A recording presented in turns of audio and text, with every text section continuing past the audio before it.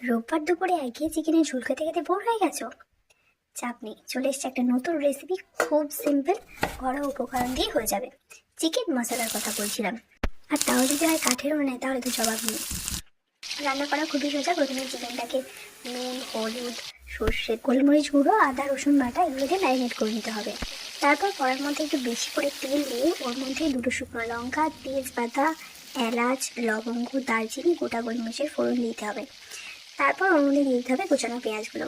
পেঁয়াজটা কিন্তু এখানে একটু বেশি লাগবে, মানে 1 কেজি চিকেনের জন্য 400 গ্রাম মতো পেঁয়াজ লাগবে।